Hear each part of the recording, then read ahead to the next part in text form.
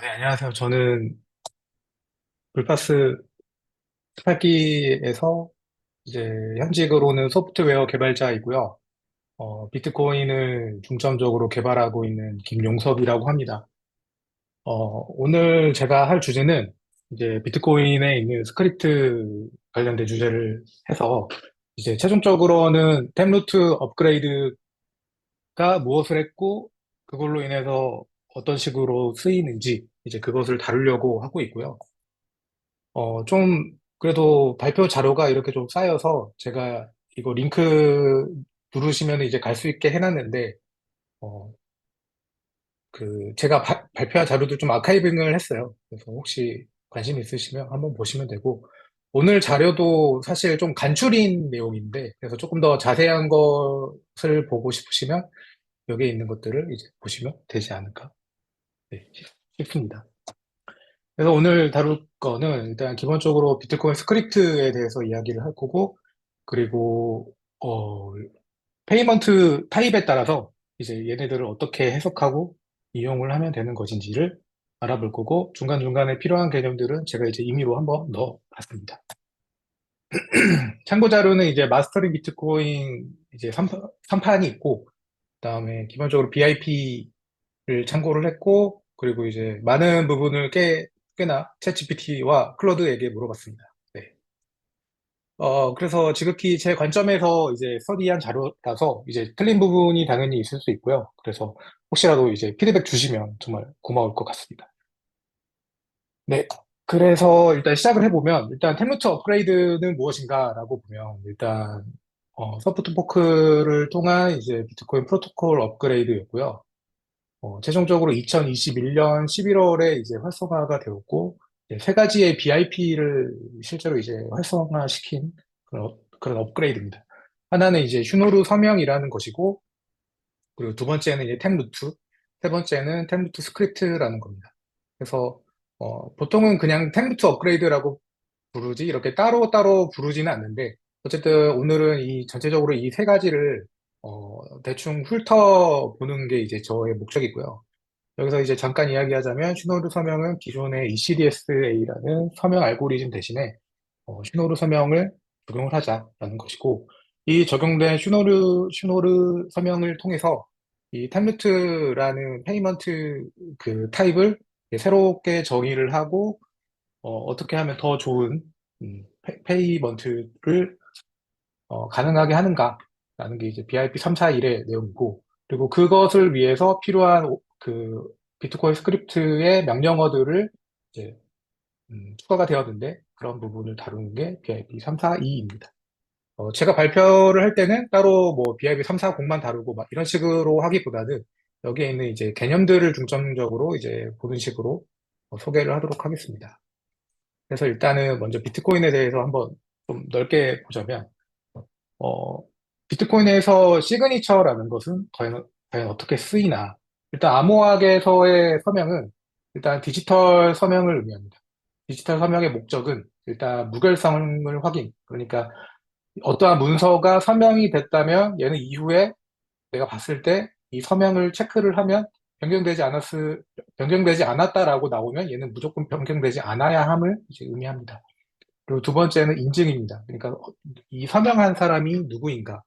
그리고 세 번째는 이제 부인 방지. 그러니까 나중에 내가 이 서명한 사실을 부인할 수 없다라는 게 이제 이 암호학에서 이야기하는 디지털 서명의 의미인데요. 그것을 위해서 이제 디지털 서명이 하는 게 크게 이제 세 가지가 있습니다. 키상을 생성하는 것. 그러니까 개인키와 공개키. 그리고 이 개인키를 통해서 서명을 생성하고, 그리고 세 번째는 서명을 검증하는 것입니다. 그래서 이 세 가지가 이 디지털 서명에서 가장 중요한 어, 포인트이고, 그리고 디지털 서명을 비트코인에서는 이제 다음의 목적들로 이제 이용을 합니다. 비트코인에서는 디지털 서명을 통해서 이제 트랜잭션을 서명을 하죠. 그걸 통해서 이제 승인된 이 트랜잭션에 대해서는 무결성을 보장을 하고, 두 번째는 자금의 소유주가 이 자금이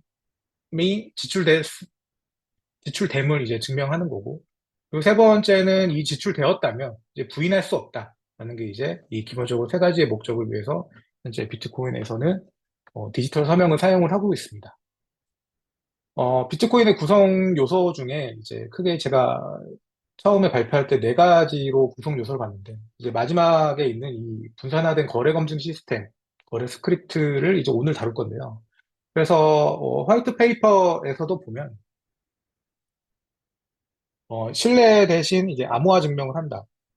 그러니까 기존에 있었던 신뢰라는 시스템 대신에 암호화라는 것을 이용을 해서 이 시스템을 유지를 할 거고, 그것을 통해서 P2P 이캐시 시스템을 이제 만드는 게 이 화이트 페이퍼에서 이야기를 했던 것이었고요.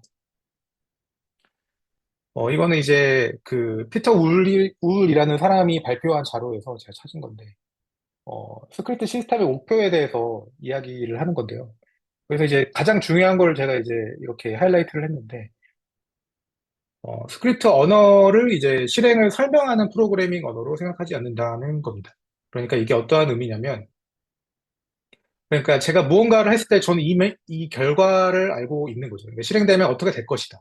근데 중요한 거는 내가 이 실행되어서 이 결과를 남들도 또한 어, 아는 것, 혹은 확실시하는 것. 그래서 가장 중요한 건 이러한 계산 자체를 수행하는 게 아니라 이 계산이 올바르게 수행됐음을 이제 검증하는 것. 그게 이제 이 비트코인 스크립트에서의 가장 큰 목적이라고 할 수가 있습니다.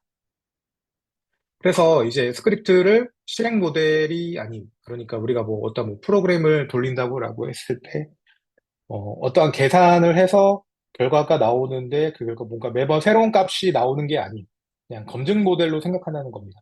그래서, 검증 시스템으로 생각해야 된다. 이게 엄청 중요한 그 개념이라서 한번 소개를 드렸고요. 그래서 우선은 비트코인 네트워크에서의 거래는 지금 현재는 뭐 트랜잭션을 생성하고 전파하고 그다음에 노드에서 검증 및 기록을 합니다. 그럼 이렇게 작은 역할을 하는데 얘가 이러한 행위를 하나의 계약으로도 볼 수가 있을까라는 것부터 한번 이야기를 해보려고 하는데요. 일단 기본적으로 거래라는 것은, 그러니까 비트코인 거래에서는 디지털 자산의 교환만을 의미해서 이게 이제 법적 의미로의 계약으로는 보기는 어렵다라는 게 이제 기본적인 이야기인데, 근데 이제 이 거래가 계약의 일부로서 포함이 될 수는 있다라고 이야기를 하더라고요. 그래서 특정 상황에서는 비트코인 거래가 계약의 일부로 간주될 수가 있는데, 그러려면 이제 어떠한 이행 과정 중에 하나의 행위로 이제 볼 때 얘는 비트코인 또한 하나의 계약이다라고도 볼 수 있는 거고요. 그러한 것들을 뒷받침하는 게 이 스크립트라고 생각하시면 됩니다. 그래서 스크립트 랭귀지라는 게 비트코인에 있는데, 너무 프로그래밍적인 것은 이제 제가 제한하고 이제 그냥 간단하게만 언급하자면 스크립트라는 이제 새로운 프로그래밍 언어가 있는 거고, 이 언어는 최소한의 처리만을 이제 필요로 합니다. 그래서 이제 튜링 인컴플리트니스라는, 그러니까 튜링 불완전성이라는 성질을 갖는데, 얘는 이제 의도적인 거고요. 그래서 반복문이라고 불리우는 계속 이러한 굉장히 오래 흐름 무한대로 가져갈 수 있는 그런 것들을 의도적으로 제한하고 있습니다. 그래서 아까 이야기했듯이 검증 머신이니까 얘는 이제 이러한 스크립트의 복잡성을 제한시키고 이제 실행 시간을 예측 가능하도록 한 게 바로 이 튜링 인컴플리트니스의 목적이라고 할 수가 있습니다. 또한 이제 스테일리스 베리피케이션이라고 해서, 그러니까 어떠한 상태가 없다라는 거예요. 상태는 그냥 어떠한 것을 실행하기 전후에 저장할 수 있는 어떤 뭐 값 정도라고 생각하시면 될 것 같은데요. 그게 없다라는 뜻은 이 스크립트가 실행하기 전과 실행하는 후에도 어떻게 저장되는 게 따로 없고, 그냥 얘는 그 자체로 실행되고 이제 그게 끝이라는 거죠. 그게 의미하는 바는 이제 스크립트를 실행하는 데 필요한 모든 정보는 스크립트 자체에 있어서, 그러니까 따로 다른 데에 뭐 복사를 해서 가져온다거나 그런 식이 아니라는 거죠. 해서 스크립트를 실행하는 거래 내에 포함되어 있는 거고, 그래서 어떠한 시스템에서든 이제 아까 이야기했던 예측 가능하게, 그리고 동일한 방식으로 실행된다. 이게 이제 이 스크립트 랭귀지의 주요 목적이라고 할 수 있습니다. 그래서 어쨌든 최종적인 목적은 이 결과의 예측 가능성이 있어야 한다. 이게 비트코인 시스템의 필수적인 포인트라고 할 수가 있습니다. 그래서 일단은 비트코인의 거래 검증 엔진인데 이거는 그 지금의 텍스크립트 이전 부분이긴 한데 기본적으로 큰 틀은 어, 알고 가면 좋을 것 같아서 제가 준비했는데요. 일단 트랜잭션에서 보면 이제 출력 스크립트와 이제 입력 스크립트가 있습니다. 그래서 출력 스크립트는 이제 향후 이제 사용한 이 트랜잭션에서의 요 그 아웃풋을 이 출력을 사용하기 위해서 충족해야 할 조건을 지정하는 게 이 출력 스크립트입니다. 그리고 입력 스크립트가 있는데요. 이 입력 스크립트는 아까 이야기했던 출력 스크립트가 내세운 조건을 충족시키고 그리고 이걸 이제 사용할 수 있게 하는 스크립트입니다. 네. 그런 식으로 해서 얘네들이 이루어져 있는데 그래서 실제로 하게 되면 아까 이야기했던 아웃풋 스크립트와 이 인풋 스크립트를 결합을 한 다음에 이제 얘가 제대로 된 건지를 확인하는 과정이 생깁니다. 그래서 아까 이야기했던 이 스크립트는 이제 뭐 스택이라는 아주 간단한 그 데이터 구조를 이용을 해서 이걸 하게 되는데요. 그래서 제가 간단한 예시를 가지고 왔는데 만약에 어떠한 스크립트가 2, 3, 뭐 OP add, 5, OP equal 이다라는 게 있다라고 했을 때 출력 스크립트가 이렇게 있고 입력 스크립트가 이렇게 있는 겁니다. 그러면 아까 검증 결합된 스크립트는 이제 입력 스크립트와 출력 스크립트를 합친 요것이고요. 이제 요것이 이제 스택에 들어간다라고 생각을 하면 되는데요. 그래서 이제 이게 준비한 예제인데요. 그래서 이제 숫자를 보면 요 스택이라는 것에 넣고 그 다음에 이 add나 equal처럼 어떠한 연산자를 만나면 여기 이 스택에서 뽑아낸다라고 생각하시면 됩니다. 그래서 넣는 걸 푸시라고 하고 뽑아내는 거를 빼는 거를 이제 팝이라고 하고요. 이 스택의 특징은 이제 저희 그 회사 식판들 보면은 항상 이렇게 쌓여 있잖아요. 쌓여 있는데 가장 최신의 것부터 저희가 뺄 수가 있잖아요. 그래서 그러한 구조라고 생각을 하면 됩니다. 예를 들어서 2를 만나면 2를 넣고 3을 만나면 3을 넣고 그러니까 그러니까 이러한 add나 equal을 제외하고는 일단은 다 넣는 거죠. 그리고 이 add를 넣으면 이제 약속이 되어 있는 겁니다. add라는 얘를 만나면 이 스택에 있는 거를 두 번을 합을 해서, 그러니까 2와 3을 뽑은 다음에 그 두 개를 더하고 다시 집어넣어라. 라고 하는 게 바로 이 add라는 연산이 하는 거고, 그래서 이 add가 수행이 되면 요 2, 3을 합해서 두 개를 더한 값을, 15를 다시 넣는 것. 그게 바로 이 add라는 얘가 하는 일이고, 그리고 이제 5를 만나면 다시 넣고, 그리고 equal이라는 얘가 하는 거는 아까처럼 팝팝을 해서 두 번을 뺀 다음에 이게 같은 값이면 true를 넣어준다가 되는 겁니다. 그래서 되고 마지막에 true가 있기 때문에 이 스크립트는 유효한 스크립트입니다. 이런 식으로 이제 진행이 되는 거고요. 그래서 이제 P2PK라고 해서 이제 엄청 옛날에 쓰던 그 기본적인 이 지불 방식의 그 형태인데요. 이거는 예전에 거의 비트코인이 최초로 나온 그 시기에 쓰이는 페이먼트 방법인데, 이해하기가 쉬울 것 같아서 한번 준비를 해봤습니다. 그러니까 이거는 이제 앨리스에서 밥으로 이제, 보내는 거라고 생각을 하시면 됩니다. 그래서 앨리스는 이제 밥에 퍼블릭 키를 넣고, OP 체크시그라는 얘를 이제 이 아웃풋 스크립트에 넣는 겁니다. 그리고 만들어져서 만약에 이 트랜잭션이 어떤 한 블록에 포함이 되어서 이제 마이닝이 된 후에 밥이 이 트랜잭션에 있는 아웃풋을 쓰고 싶다라고 할 때의 밥은 이제 이 인풋 스크립트에 밥의 시그니처를 넣으면 이제 되는 겁니다. 네. 그래서 약간 좀 헷갈리기 쉬울 수도 있지만 이때의 트랜잭션이 이제 하나가 있는 거고 이 밥의 시그니처를 만드는 또 다른 이제 트랜잭션이 있는 거고요. 그리고 밥의 시점에서 얘를 쓰고 싶으니까 그때에 이제 이 인풋 스크립트와 아웃풋 스크립트를 합쳐서 밥이 이제 이걸 쓸 수 있느냐를 이제 보는 겁니다. 그래서 이제 OP 체크시그라는 연산이 있는데요. 이 연산의 특징은 뭐냐면 공개 키와 이제 서명을 사용해서 두 요소를 이제 팝을 하는 거고, 얘가 이제 그 아까 처음에 이야기했던 디지털 시그니처를 통해서 얘가 어, 제대로 된 서명이다라고 되어 있으면은 이제 이 스택에 어, 숫자 1을 넣고, 그렇지 않으면 숫자 0을 넣고, 만약에 숫자 1이면은 이제 스크립트는 되는 건데, 만약에 숫자 0이 있네? 숫자 1이 아닌 게 있네? 그러면은 이제 얘는 이제 실패를 하는 거죠.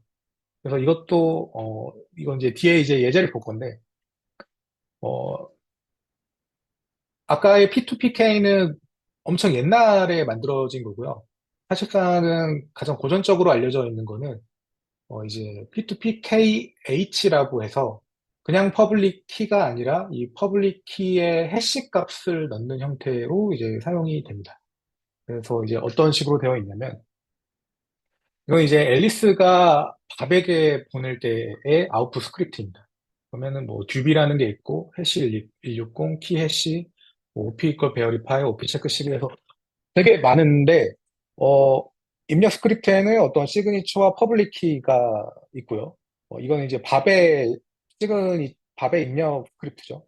그리고 이제 밥이 이걸 이제 사용하기 위해서 이 스크립트를 검증받을 때 보면은 이제 이런 식으로 합쳐진다라는 거고요. 근데 이제 이렇게 보면은 굉장히 복잡한데 한번 이제 예제를 보면서 이제 설명을 제가 하자면 이렇게 합쳐진 게 이제 그 스크립트의 대상이죠. 그래서 이제 하나하나가 이제 스택에 들어갑니다. 연산이 아니면은 아까 이제 연산은 뭐 듀, 해시 160, 그다음 뭐 이퀄 베리파이, 체크시그가 아니면 일단 스택에 넣는 거고요. 그래서 시그니처를 넣고 이제 퍼블릭 키를 넣고 음. 이때 시그니처는 이제 뭐 다시 설명을 하자면 이때 시그니처는 밥의 시그니처가 되는 거고요. 그리고 이때 키는 밥의 퍼블릭 키가 되는 겁니다. 제가 다시 한번 정리를 하겠습니다. 출력 스크립트에서 앨리스가 밥에게 보내는 건데 이 키 해시는 밥의 퍼블릭 키에 그 해시 값을 이제 넣어주는 거고. 그다음에 이 입력 스크립트는 밥 그 자신이 자기 자신을 증명을 해야 되는 거니까 이 밥 그 자신의 시그니처와 그다음에 그 밥 자신의 퍼블릭 키를 넣어줍니다. 그래서 이렇게 해서 이제 연산자가 아닌 것들을 이렇게 넣어주고 그런 상태에서 듀브이라는 것을 만나면 이 듀브는 이제 듀플리케이트라는 뜻인데요. 가장 맨 위에 있는 얘를 복사를 해서 다시 넣습니다. 그래서 이런 식으로 그림이 이제 되는 거고요. 그리고 그 다음에는 이제 해시 160을 만나서 아까 있었던 펍K에 있었던 얘를 팝을 한 다음에 이 해시 160 얘는 그것에 이제 해시 160 펑션을 적용을 합니다. 그러면 이 해시 값이 나오겠죠. 그러면 이제 이거를 다시 넣어두고 그 다음에 이제 아까 있었던 퍼블릭 키 해시가 나오면 얘가 또 숫자니까 그냥 넣어주고요. 그다음에 equal verify는 얘가 이제 같은지를 보는 겁니다. 근데 퍼블릭 키 해시, 퍼블릭 키 해시. 그러니까 맨 위에 있는 거는 앨리스가 처음에 밥의 퍼블릭 키를 보고서 한 해시 160의 값이고요. 이 퍼블릭 해시는 아까 만들어진 밥 그 스스로가 만들어낸 그 퍼블릭 키 해시이고요. 그것들을 비교를 해서 어, 확인을 하는 겁니다. 근데 이거는 확인을 했을 때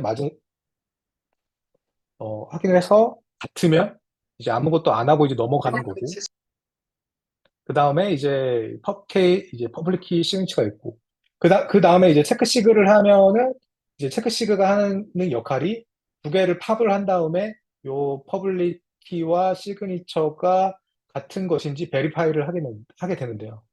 그때 맞기 때문에 이제 true가 나오면서 음, 이, 이 스크립트는 유효하다. 이렇게 판단이 됩니다. 이게 바로 이제 P2PKH의 방식이고요. 그래서 아까 P2PK 같은 경우는 해시 값이 없었습니다. 그냥 퍼블릭 키를 던지고 그거에 따른 서명을 했고요. 그런데 이제 아시겠지만 키 자체가 가지는 사이즈가 큽니다. 그래서 그거를 줄이기 위해서 해시 값을 넣었고 그리고 그 해시 값을 넣다 보니까 이것저것 이제 서로 필요한 것들이 생기는 거죠.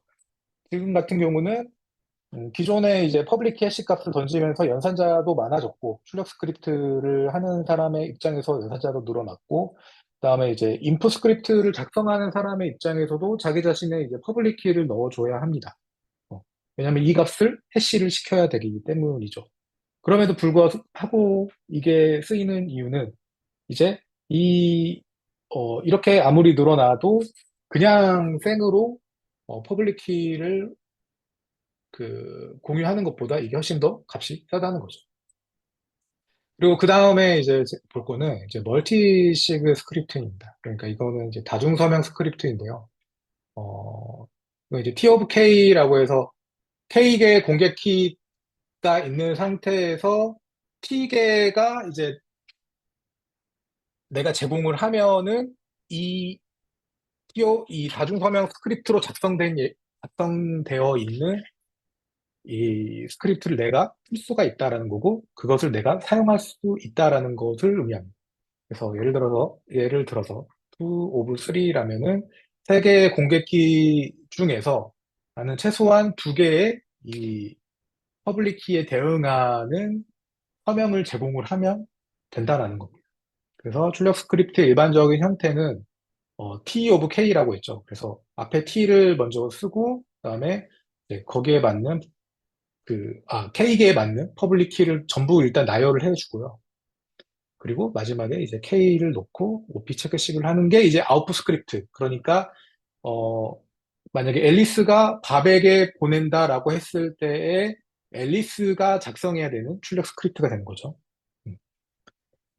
그래서 투 오브 3 같은 경우는 이런 식으로 숫자 2를 쓰고, 그다음에 3개 중에 2개니까 일단 전체 3개의 퍼블릭 키는 제가 다 노출을 무조건 해야 합니다. 그렇기 때문에 A, B, C를 다 써야 되는 거고. 그리고 마지막에 3을 써주고, 그다음에 아까랑은 다른 거는 OP 체크가 아니라 OP 체크 멀티시그라는 거. 그러니까 여러 개의 시그니처를 확인하겠다라는 의미가 되는 거죠. 그래서 내고 이제 입력 스크립트. 그러니까 앨리스가 밥에게 보내고 밥이 이제 이걸 사용하기 위해서 필요한 게 이제 시그니처가 이제 2개 이상을 이제 제공을 해야 되는 거죠. 그래서 시그니처 B, C 이런 식으로 해서 이제 결합 검증 스크립트를 만들면 이런 식으로 합쳐지고 이제 아까 이야기했던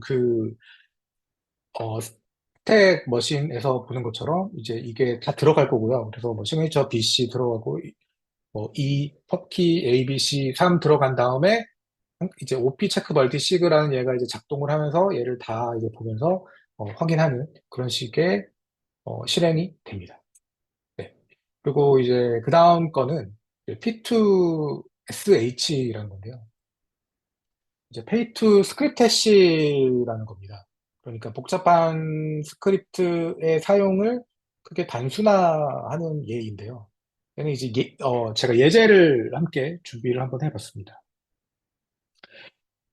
그래서 일단 뭐 이것저것 이야기가 있지만 중요한 건 뭐냐면 모하메드라는 사람은 회사를 운영하는 사람이고 고객들이 이제 모하메드가 제공하는 그 비트코인 어드레스에 그 돈을 보내고 그 다음에 모하메드는 이제 적어도 2개의 서명이 필요한 방식으로 이제 하려고 하는 거죠. 왜냐면은 이러한 멀티 시그니처로 인해서 이제 기업 레벨에서 봤을 때는 이제 뭐 도난이나 횡령, 손실로부터 보호하기 위해서 한 사람의 것을 하는 게 아니라 이제 멀티 시그를 통해서 이제 이러한 것들을 막으려고 하는 거죠.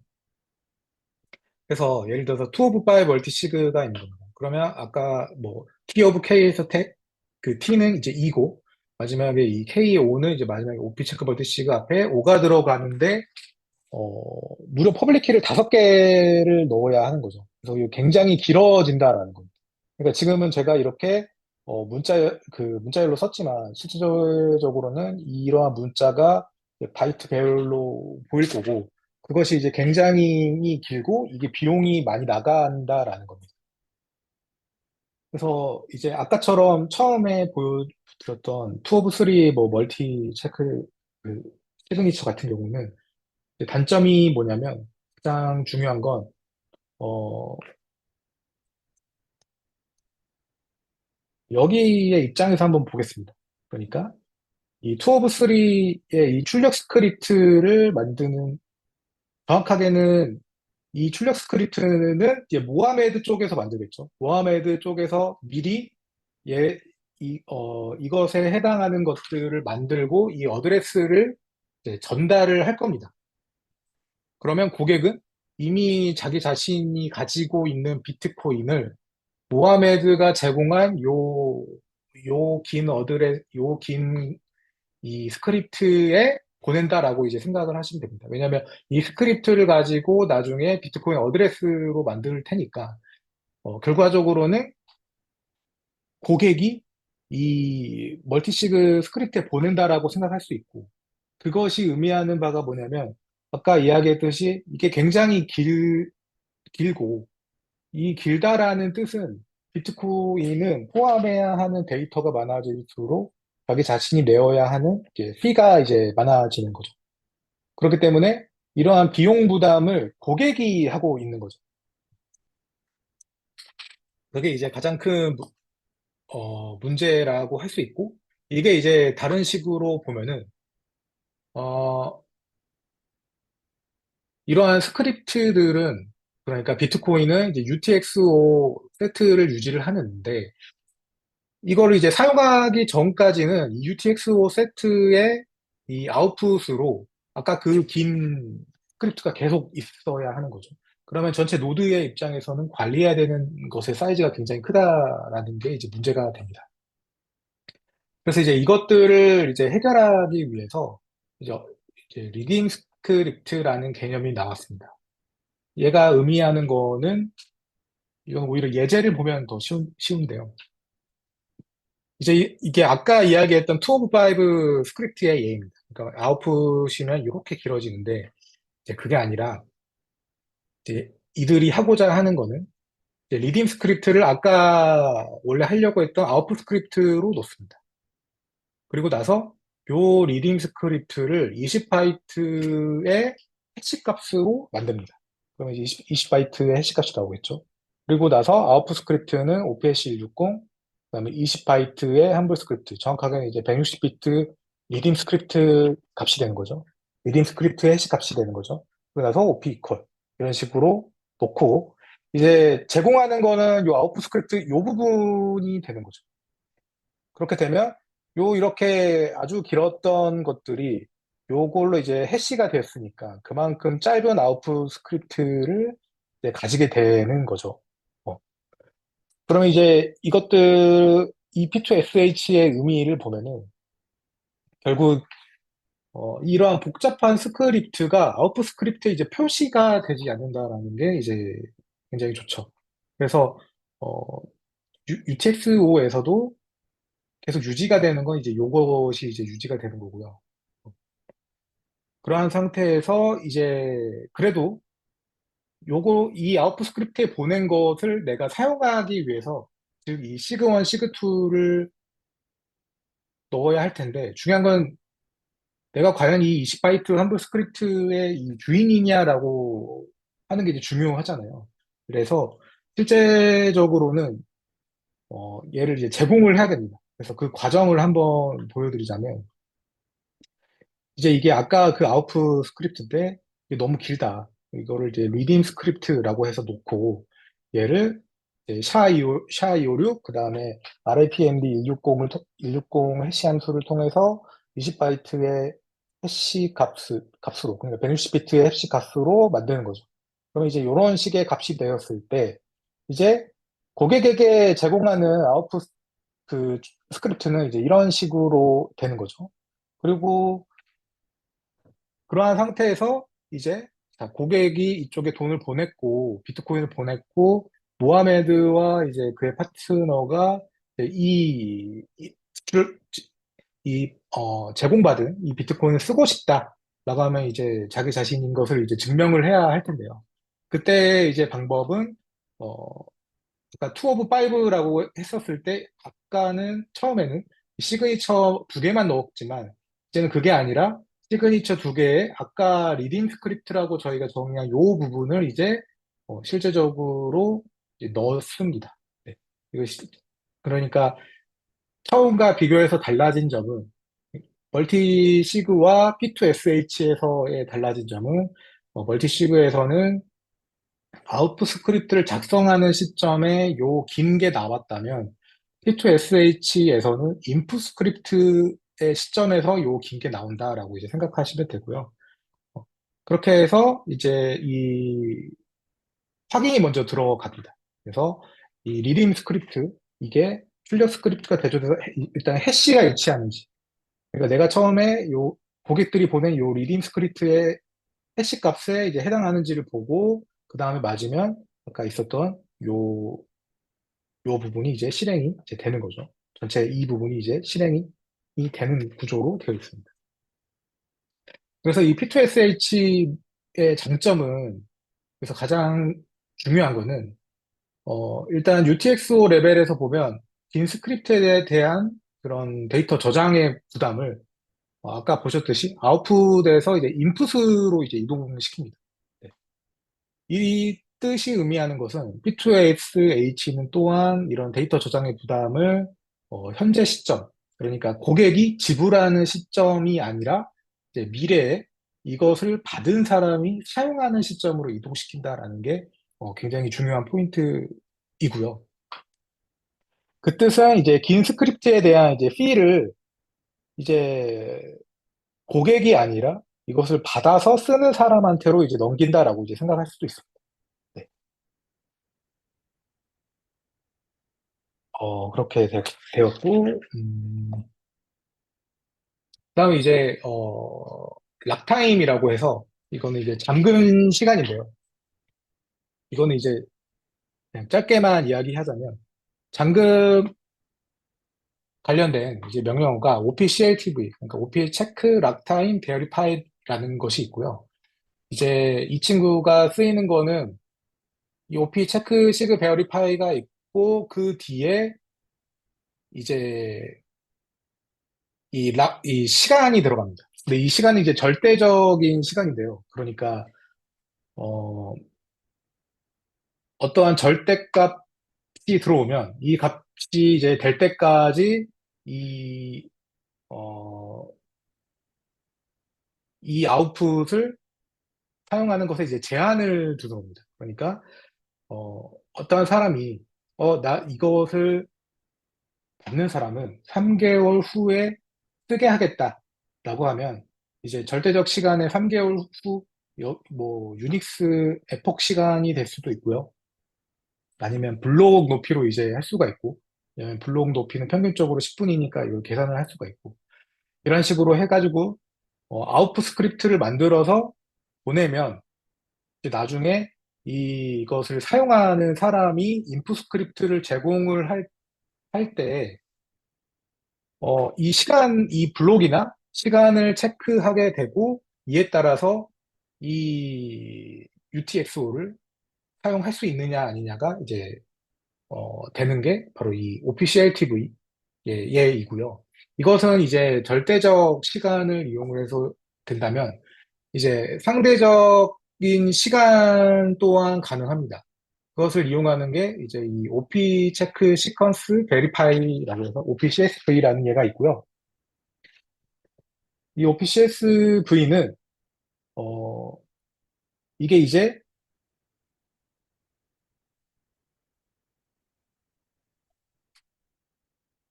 전파가 되고 해골이 된 시점부터 이제 이제 그 시점부터 뭐 몇 블록 이런 식으로 계산되는 게 OPCSV고요. 그래서 얘는 이제 오프체인 같은 데서 많이 쓰인다라고 하고요. 저는 이제 실제적인 예는 제가 써본 적이 없어서 이것을 정확하게 이야기할 수는 없지만, 뭐 라이트닝 네트워크에서도 쓰인다라고도 알고 있고요. 그래서 이런 식으로 비트코인에서는 락타임을 이용하는 게 크게 이제 OPCLTV와 OPCFV가 있다라고 이제 알면 될 것 같고요. 그리고 그 다음은 이제 플로우 컨트롤이라고 해서 이제 뭐 우리가 흔히 하는 if else입니다.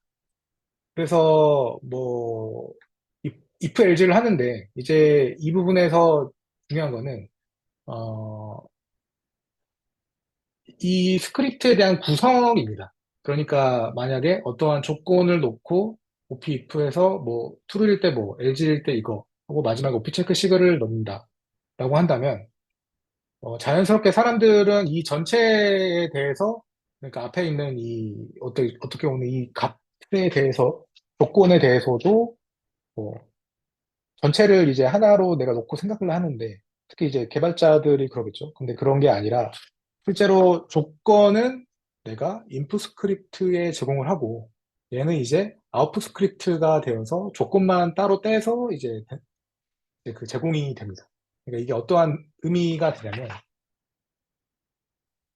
이제 아웃풋 스크립트로 요 OP if부터 해서 이런 식으로의 이제 스크립트가 들어가고 그쪽에 이제 제가 비트코인을 보냈고 그리고 그 보낸 비트코인을 사용하기 위해서 이제 인풋 스크립트를 제공을 하는 시점에서 이제 어, 요 앨리스의 펍키라면 내가 앨리스의 시그니처를 넣어야 하고 이걸로 가려면 true를 넣어줘야 하는데 이제 그 넣는 시점이 이제 인풋 스크립트를 작성하는 시점이다.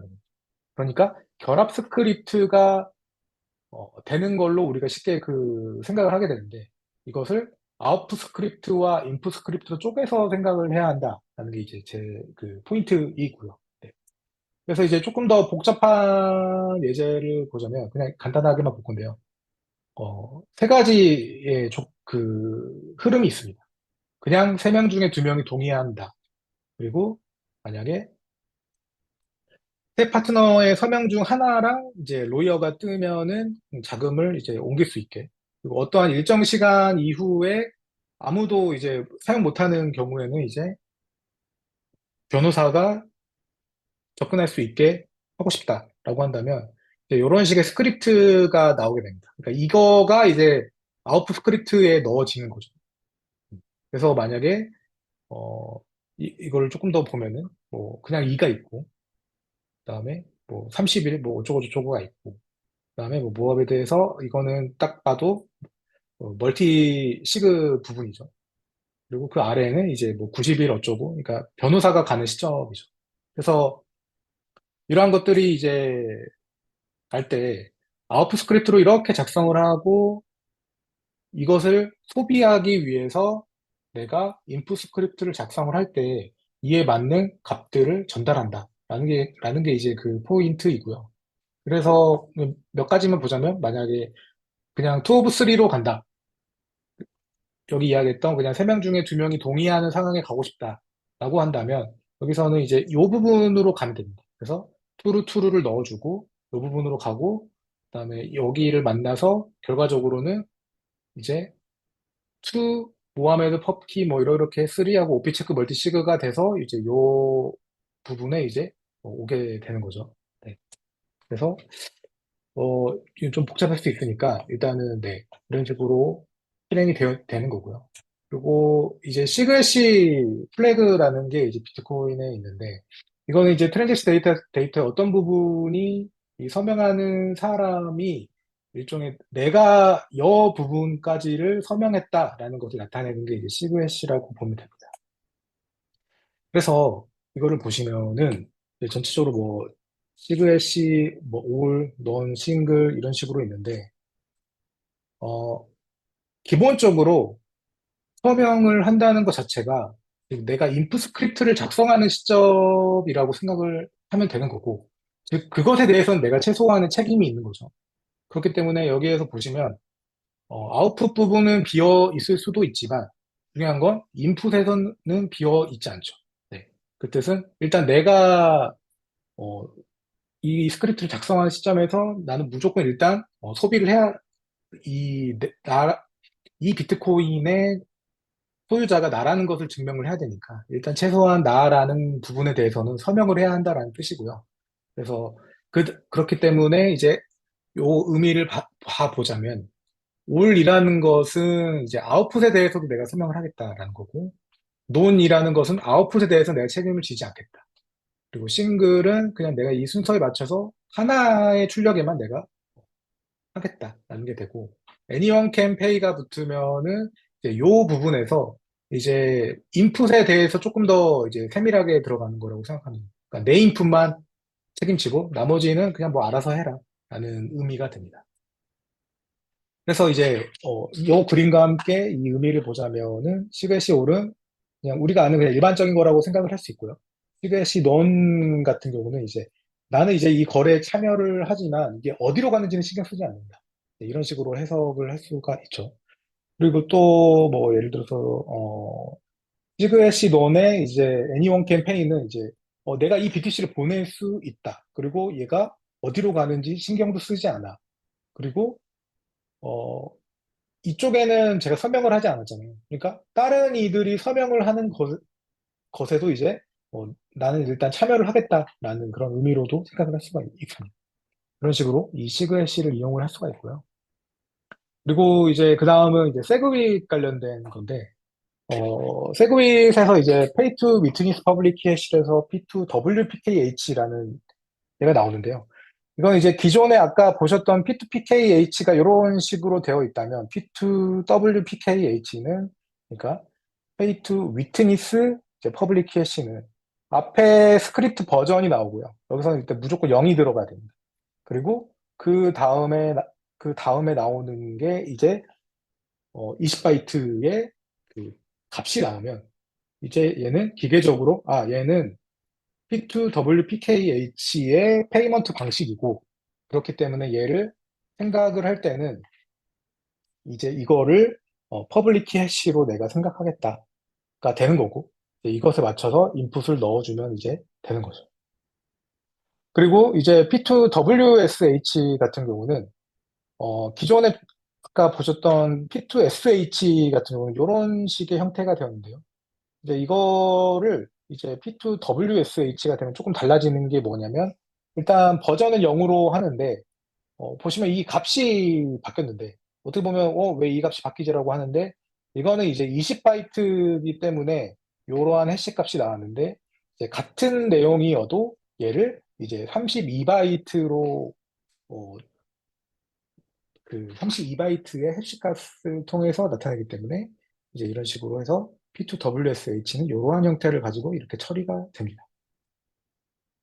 그래서 아까 보셨던 이 P2WPKH랑 P2WSH를 구별하는 것을 보자면은 일단은 되게 비슷해 보이지만 해석은 엄청 달라진다라는 거죠. 하나는 이제 공개키 해시로 해석돼서 서명으로 만족을 시켜야 되고 다른 하나는 스크립트 해시가 돼야 되니까 이거에 따라서 그 스크립트 해시가 되어주는 이제 그 스크립트가 와야 되죠. 위트니스 스크립트가 와야 됩니다.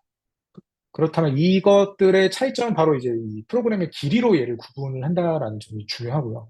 그래서 아까 보셨듯이 P2WPKH는 0 다음에 20바이트의 프로그램이 왔고 P2WSH는 이제 0 다음에 32바이트의 값이 왔다라는 거고요. 그런데 이제 이것들도 계속 이제 발전을 해 왔는데 아까의 그 P2SH의 연결점이라고 생각하시면 되는데요.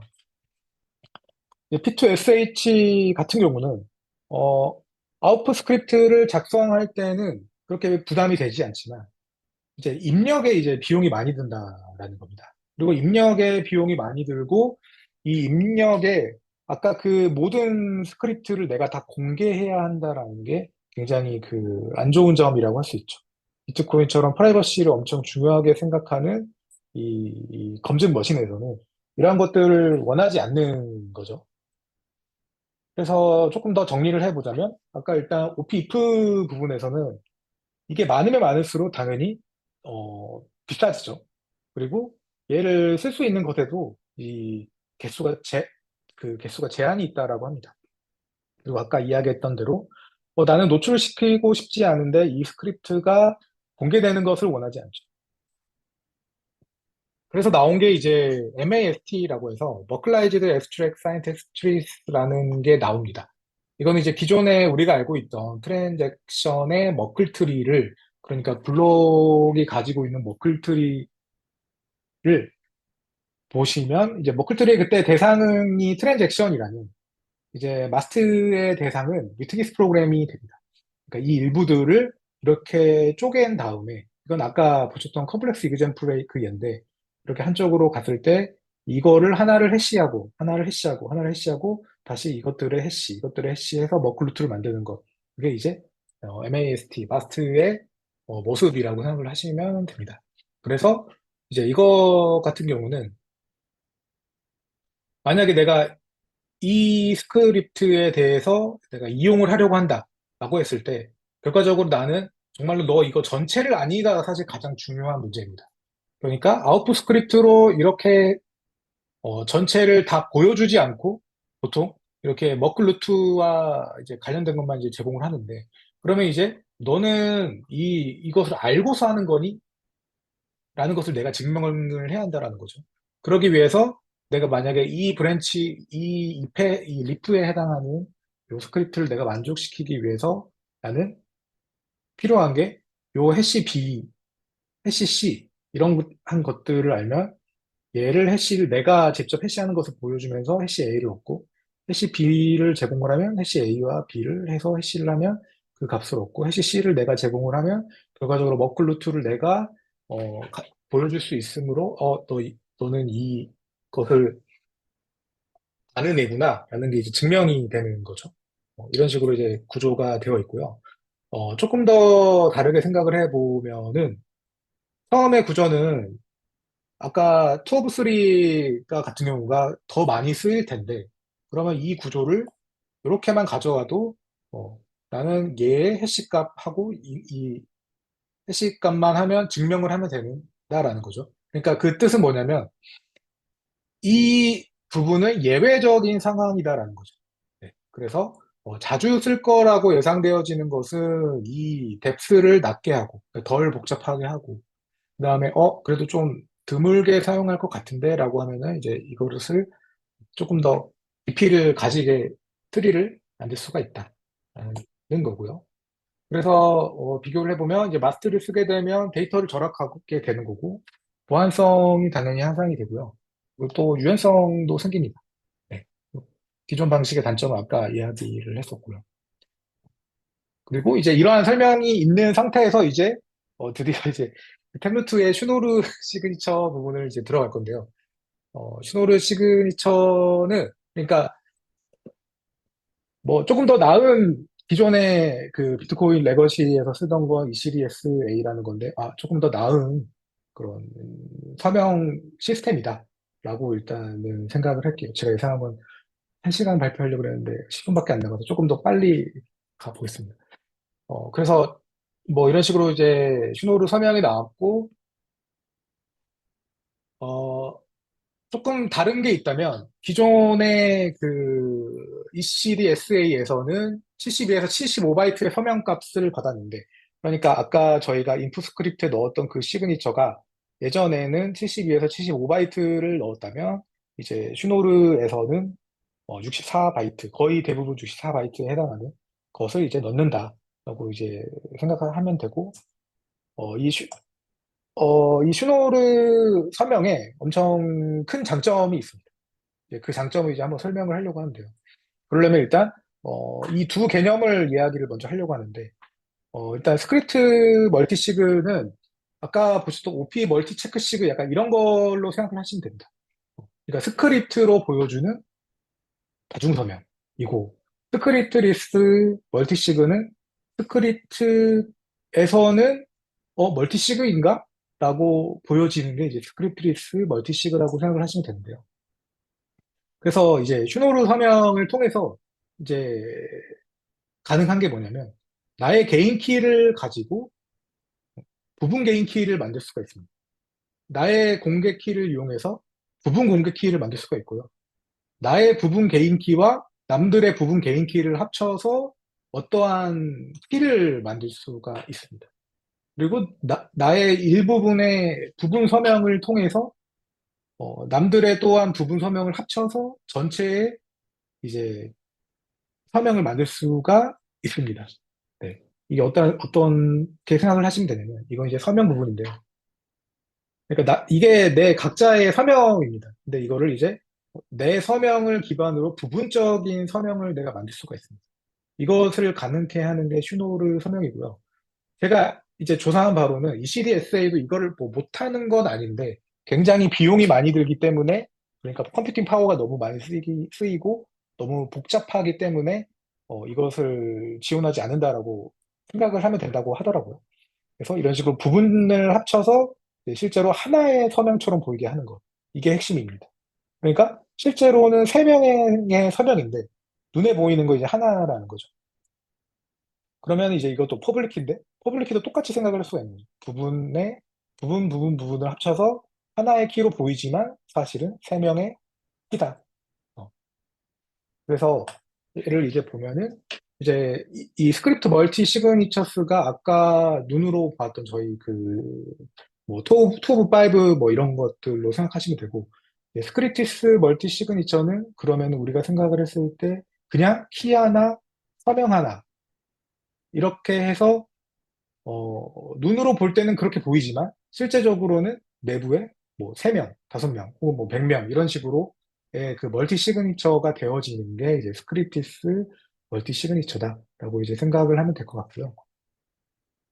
그래서 이러한 스크립티스 멀티 시그의 대표적인 구현체가 이제 뮤직이라는 얘가 있습니다. 그러니까 멀티시그의 줄임말인 거죠. 그래서 이제 뭐 그림을 보면 뭐 이런 식으로 앨리스의 키와 바베 키와 찰리의 키를 이제 멀티시그 해서 그러니까 이거 이제 어그리게이티드 된 키다라고 하는데 이제 아까처럼 이제 부분을 이제 합쳐져서 이것들의 역할을 해주는 프로토콜 혹은 라이브러리가 이제 뮤직이라는 얘고 뭐 실제적으로 비트코인 내에서 쓰이지는 않지만 실제로 개발되어 있고 지갑 같은 데서 이제 사용되어진다라고 알고 있습니다. 그래서 이제 이 부분도 이제 제가 넘어가고요. 그 다음에 이제 그러니까 템루트를 이해하기 위해서 좀 알아야 될 개념이 조금 많은데, 그 다음에 이제 키 트위킹 부분입니다. 결국에 키 트위킹은 뭐냐면, 아까 보셨듯이 뭔가 키가, 온전한 키인 줄 알았는데, 알고 보니까, 어, 진짜 내 키는 아닌데 유형한 거죠. 그런 것을 만드는데 이제 이용되는 게 어떠한 키 값에 어떠한 값을 더해도 이거에 대응되는 어, 공격 키를 내가 만들어낼 수가 있으면 이거는 이제 키 트위킹이라고 하는데 이것을 이용을 하던 게 이제 템 루트와 그리고 이제 페이 투 컨트랙트라는 방식인데요. 이제 페이 투 컨트랙트는 뭐냐면 그냥 이거는 설명으로 하자면 어떠한 상황이 있습니다. 그러니까 앨리스와 밥이 있는데 앨리스는 뭘 팔고 싶고 밥은 이 앨리스에게 무언가를 사고 싶은데 나중에 뭔가 지불에 대한 분쟁이 생길 수가 있잖아요. 그래서 앨리스와 밥은 서로 동의를 합니다. 그러니까 팔려고 하는 것에 대한 설명에 해시 값을 얻고요. 그러니까 해시 다이제스트를 얻은 다음에 이 다이제스트를 이제 바비 앨리스한테 구매를 하는 거거든요. 그래서 앨리스는 공개키를 이제 노출하고 있는데 그 공개키에 아까 해시한 값을 더하고 그 값에 이제 지불을 하는 거죠. 네.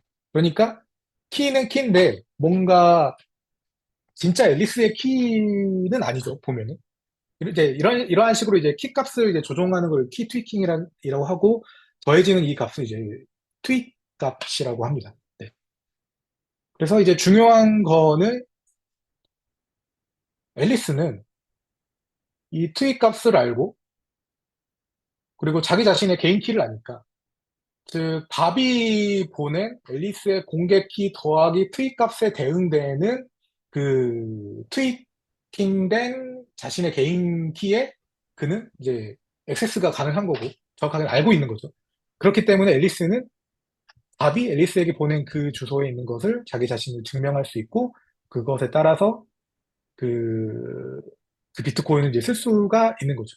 그렇다면 그 의미는, 어, 이제 밥이 앨리스에게 지불했다라는 게 이제 증명이 가능하고, 그리고 만약에 앨리스가 자금을 사용하면 이제, 그녀가 이 지출 거래에 서명할 때 이러한 설명을 알고 있었다는 게 더욱 증명이 되는 거죠. 그러니까, 페이 투 컨트랙트라는 것의 의미는 결국에는 어떠한 내가 계약에 돈을 보냈다.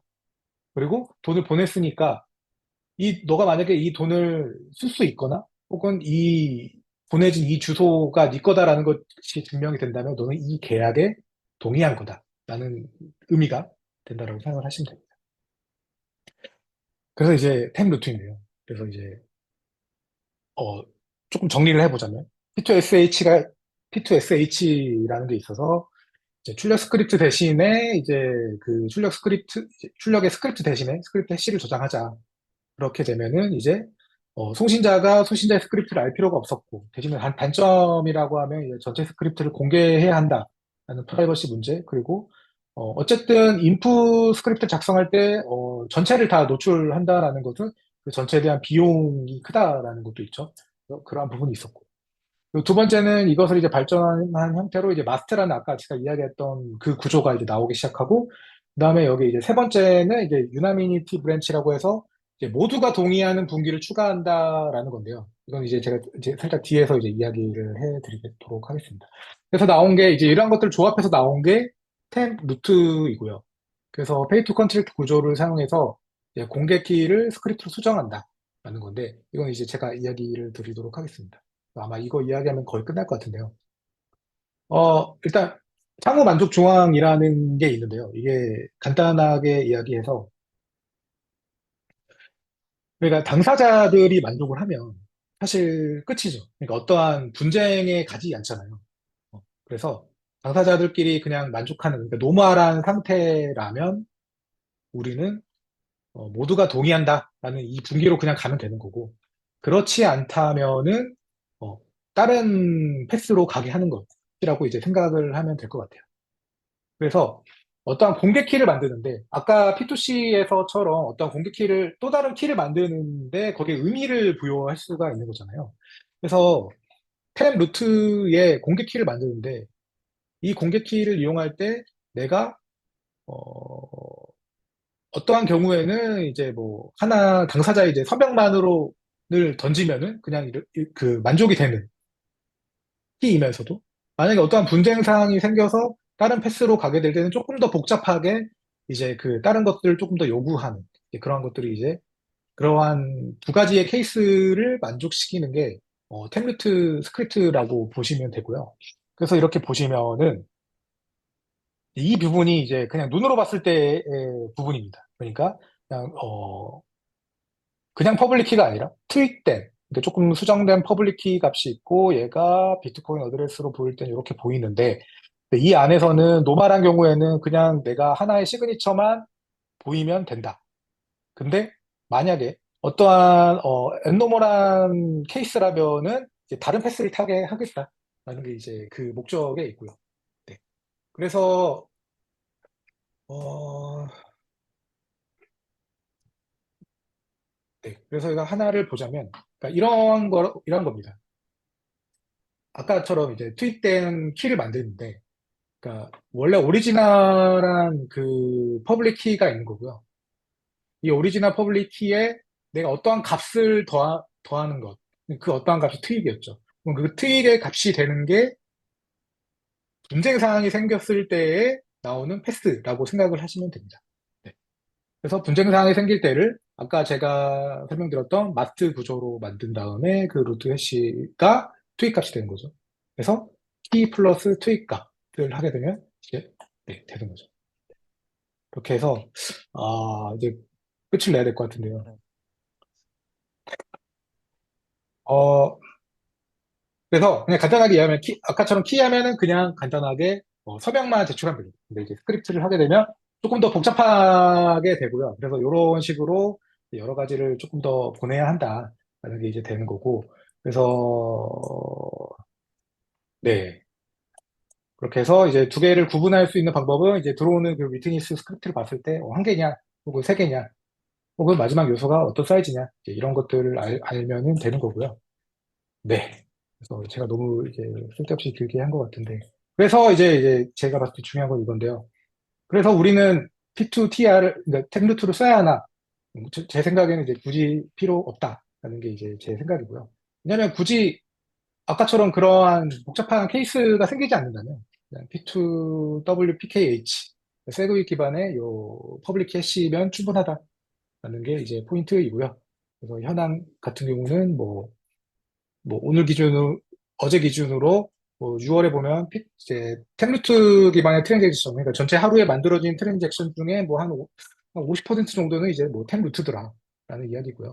이거는 이제 파란색이 이제 키패스고 이제 두 번째가 이제 그냥 뭐 복잡한 거죠. 그러니까 이 기간에는 조금 더 뭔가 복잡한 상황이 생겼다라고 생각을 할 수도 있을 것 같아요. 네.